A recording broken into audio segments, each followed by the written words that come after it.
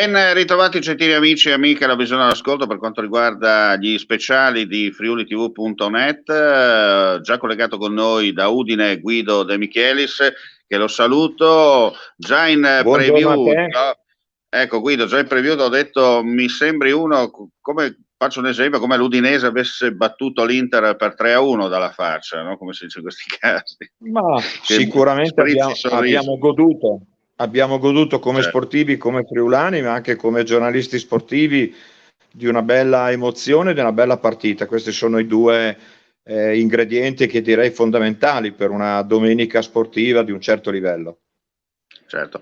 Senti, prima di entrare nello specifico per quanto riguarda il nostro appuntamento, approfitto della tua presenza anche per fare proprio due battute su questa partita, proprio perché si è vista finalmente un Udinese, si è vista già da tempo, no? Un Udinese con grinta, voglia, soprattutto quello che mancava, no?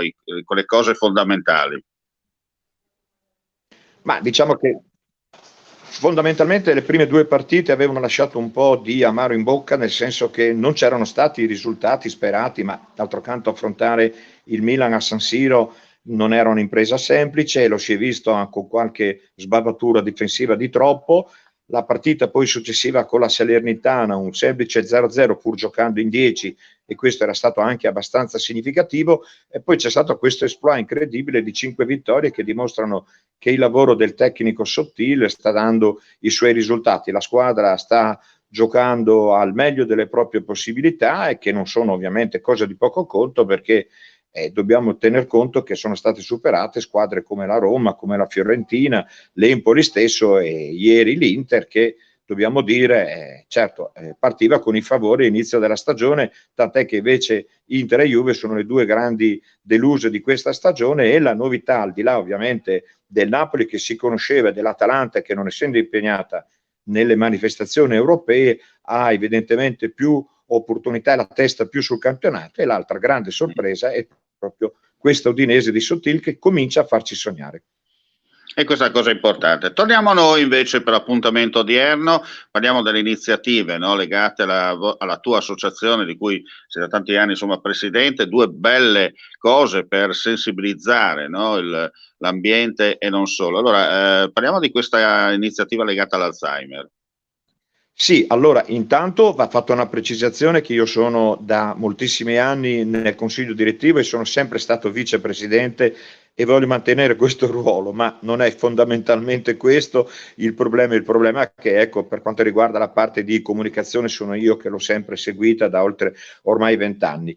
Tutto il mese di settembre è il mese dedicato all'Alzheimer. Quindi non solo nella nostra regione, non solo nel nostro paese, ma in tutto il mondo si va a celebrare questa malattia, che è diciamo una di quelle che ultimamente cominciano a vedere un piccolo bagliore, perché sembra che ci siano dei piccoli risultati, e la medicina sta studiando una cura che fino ad oggi, in oltre un secolo da cui si conosce questa malattia, questo morbo prima di Alzheimer e poi malattia di Alzheimer, che meriterebbe anche essere definita Perusini, che è stato il suo grande allievo agli studi a Monaco di Baviera, ancora parliamo del 1915 e 16, quando il dottor Perusini studiava appunto come allievo di Alzheimer a Monaco, e poi morì proprio nel primo conflitto mondiale. Quindi Alzheimer è questa demenza che colpisce, e quindi questo mese di settembre ormai da diverso tempo è il mese dell'Alzheimer.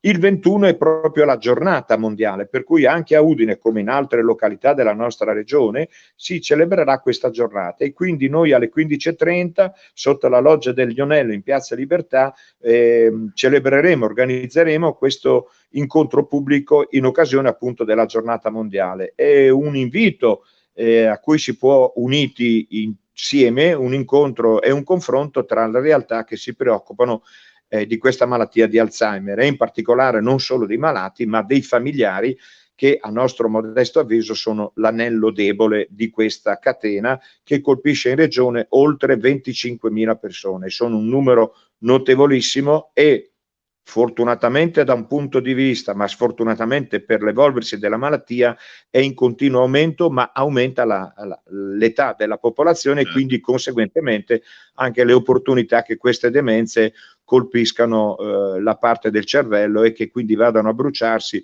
queste cellule e che quindi si perda la memoria, prima quella presente, poi man mano quella remota e poi il soggetto ovviamente diventa un soggetto che ha bisogno di un'assistenza H24. Senti Guido, già che ci sei, ricordiamo anche l'appuntamento del 2 di ottobre, no? Perché c'è questa bella iniziativa legata ai nonni e il 2 ottobre, insomma, non è solo una giornata, i nonni sono tutto l'anno come i genitori stessi, però insomma il 2 ottobre ci sarà questa importante manifestazione in Friuli Venezia Giulia dedicata ai nonni, no? In particolare per quanto riguarda la vostra area operativa. Ecco, allora in questo caso, caro Oscar, io sono il presidente della 50 e più già da un po' Vedi di che adesso anni. hai preso la presidenza, vedi?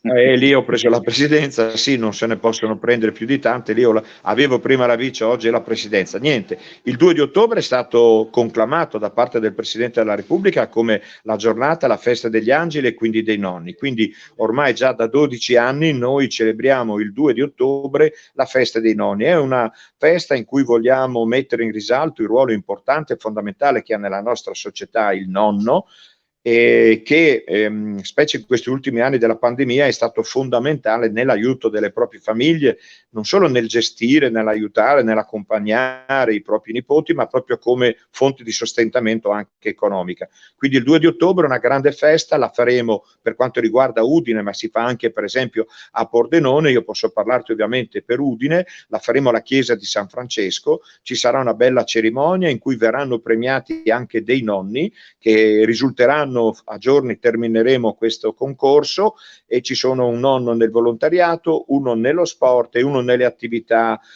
imprenditoriali. Poi il nostro direttivo che si riunirà il giorno 24 avrà poi il compito di scegliere un nonno special. Il tutto sarà condito da questa bella festa con degli artisti e con dei cantanti. Posso solo dire ecco, che l'ultimo a essere nostro ospite è il cantante Dino, anche lui nonno ovviamente, che negli anni 70-80 ha avuto molto successi anche al Festival di Sanremo con delle canzoni che sono rimaste memorabili nella storia almeno di noi, e io in questi giorni compio ormai la bellezza di 70 anni e quindi posso ritenermi anch'io un anziano. Quindi da questo punto di vista è una bella festa, l'invito è per tutti dalle 10:30 ed è un motivo per stare assieme, per vivere un momento di gioia e per festeggiare la figura dei nonni e perché no anche dei nostri nipoti. Guido, come sempre, sintetico, ma quello che conta è il succo, no, del discorso. Abbiamo parlato di due argomenti importanti, complimenti perché non è semplice oggi come oggi, no? Anche tenere viva fondamentali, questi sono fondamentali sì, nel modo di vivere oggi e quindi con un sano modo di interpretare anche la vecchiaia. Ecco, l'Alzheimer è un tema importante, quindi ci saranno delle celebrità, ci saranno degli psicologi, dei neurologi, ma ci sarà anche uno scambio di opinioni fra le esperienze, per esempio di Casa Viola a Trieste, ci saranno anche esperti da fuori regione proprio per discutere per come trattare questa malattia, ma per dare dei consigli pratici ai familiari che, ripeto, sono veramente in questo momento l'anello debole. È una giornata importante, finiremo anche lì con un bel coro, il coro New Voice, che è diretto dal maestro Rudy Fantini, quindi è una giornata piacevole in cui si tratterà anche un argomento importante. E poi ci sposteremo al 2 di ottobre alla chiesa di San Francesco, qui a Udine, in largo Ospedale Vecchio, per questa bella manifestazione con le premiazioni e con un po' di musica in cui esalteremo la figura dei nonni. Grazie Guido e complimenti ancora, e grazie ai nostri amici e amiche alla visione all'ascolto. Termina qui questo spazio dedicato all'informazione su Friuli TV. Noi torneremo più tardi con gli aggiornamenti di cronaca, chiaramente potete seguire anche il tutto attraverso il nostro sito friulitv.net, come si dice nella lontana, non perfida Albione, ma nella lontana provincia dell'impero. Mandi e alla prossima. Alla prossima. Vuoi assaggiare una birra dove al suo interno scopri la specialità tipica friulana? Lumi Beer, il prodotto ricavato in 20 ettari di terreno coltivato orzodistico, biodiversità performance ambientale. Lumibir nelle sue 5 versioni disponibili, 4 per consumo veloce e dissetante e la versione Magnum per intenditori. Lumibir si abbina a qualsiasi palato. Lumibir è un prodotto esclusivo Azienda Agricola Pancera, il buon seme, i buoni frutti.